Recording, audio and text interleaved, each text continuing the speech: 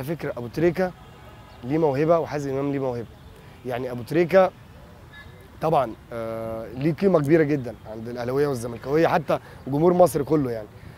حازم لعيب هايل، عارف اللي هو بتستمتع بالكوره بتاعته، يعني يمتعك الكوره. ابو تريكه تستمتع بالكوره بتاعته بس ممكن يكون يعني مؤثر بشكل اكتر، يعني واخد بالك، لان عنده روح بشكل كبير جدا. حازم من اللعيبه الفنيه اللي عارف اللي هو انت وانت بتتفرج عليه كده تستمتع بالكره بتاعته، بس كتاثير اكتر ابو تريكه. طبعا ابو تريكه ليه قيمه كبيره جدا في مصر مهما حصل. اي حاجه تانية بتبقى حاجات خارجه عن المجال الرياضي، بتبقى حاجات شخصيه، حاجات سياسيه. ف يعني اتمنى ان الناس تفصل شويه، يعني تفصل بين الحياه الشخصيه والحياه السياسيه، لان في الاول والاخر عملنا لمصر والحمد لله كنا بنفرح الناس كثيره جدا.